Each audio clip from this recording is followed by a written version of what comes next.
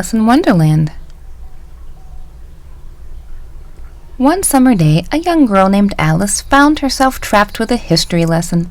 The day was simply too splendid for lessons, thought Alice. As soon as she could, Alice slipped away. "Oh, Dinah," she sighed to her cat, "in my world there would be no lessons. All would be nonsense."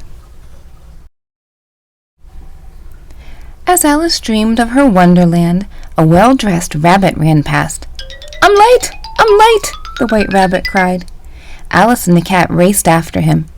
"He must be going to something awfully important, like a party," she told Dinah.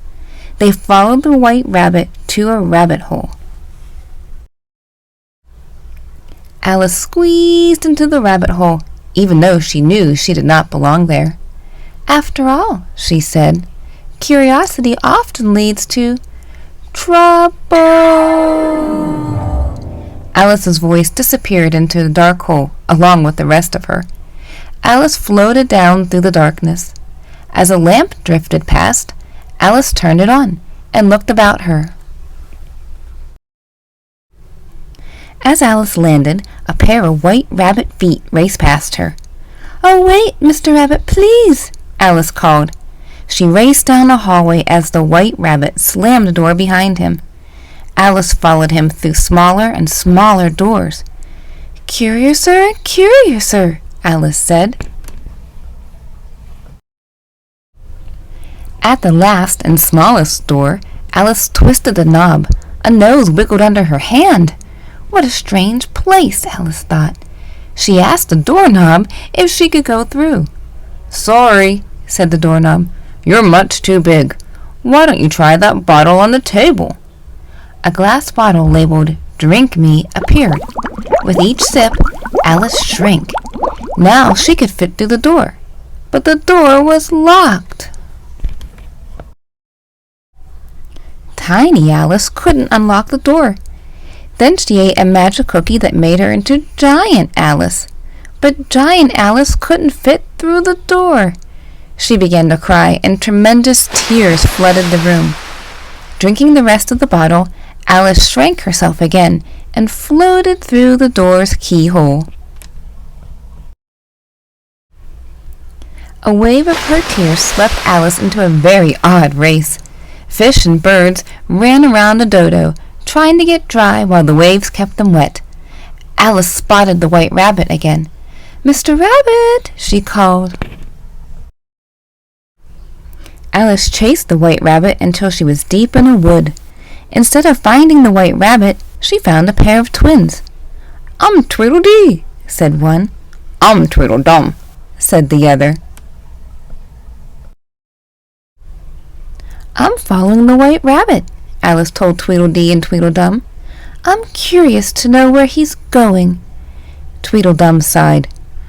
"It can be dangerous to be too curious."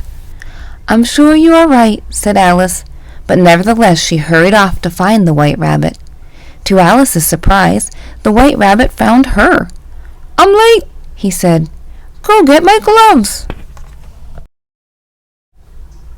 Inside his cottage, Alice found cookies labeled "Eat Me." Happily, Alice helped herself.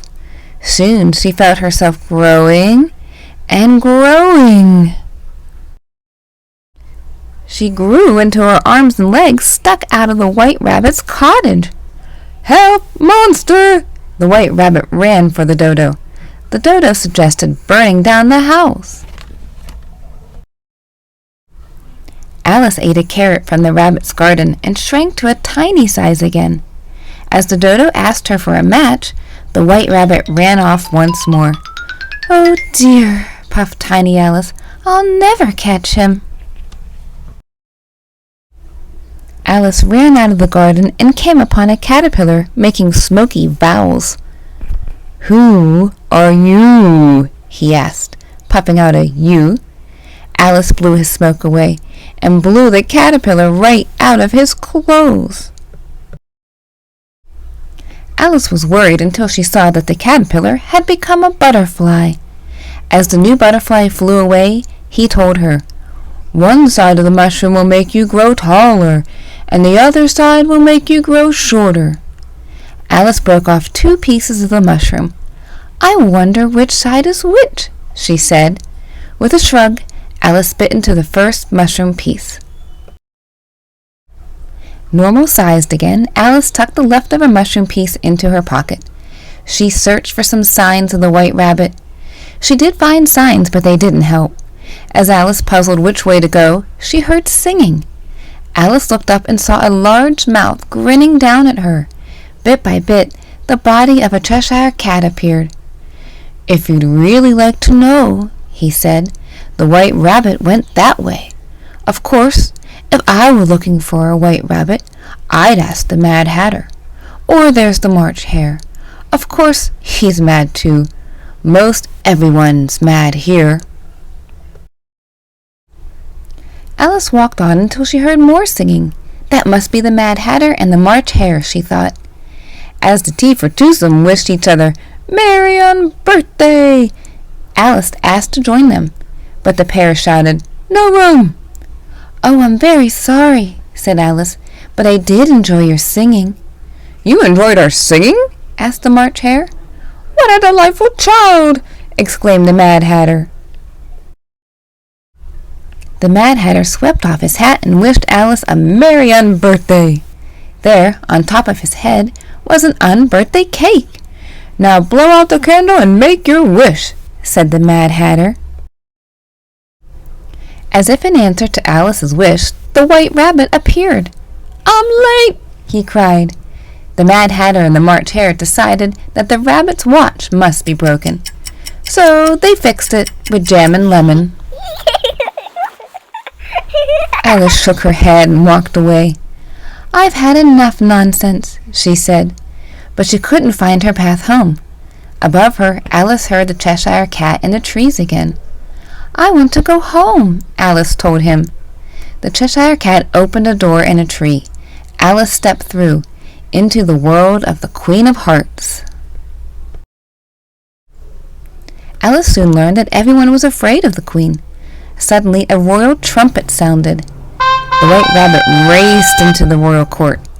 Perhaps, Alice thought, this is why he was always in such a rush. He wouldn't want to be late to announce the Queen. No one would. "Her Imperial Highness," called the White Rabbit, "the Queen of Hearts." The cards cheered as the Queen entered. Trailing behind her, the King cleared his throat. "And the King," the White Rabbit added. The Queen spotted Alice. "Why, it's a little girl! Now where are you from and where are you going?" "I'm trying to find my way home," Alice answered. "Your way!" the Queen shouted.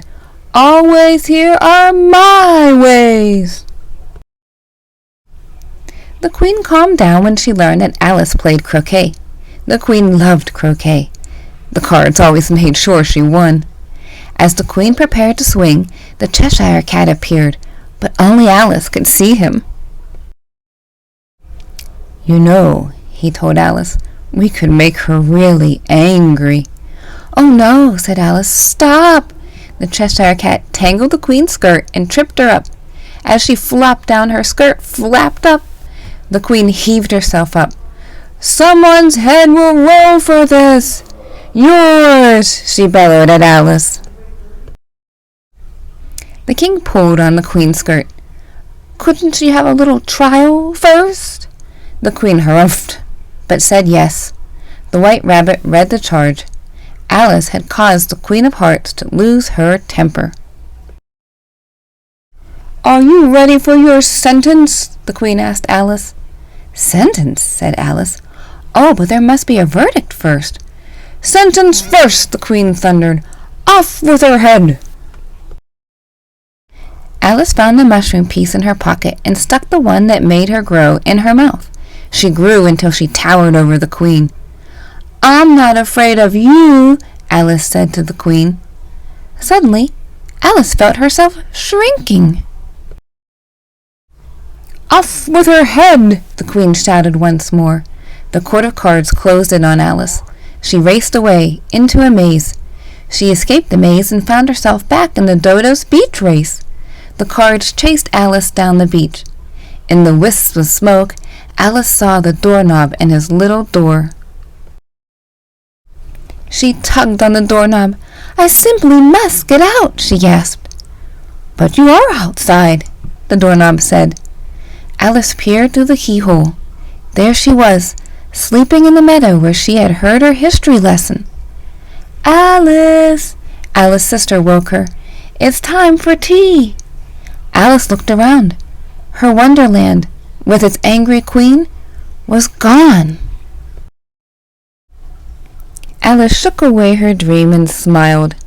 The day was simply too splendid for nonsense. The end.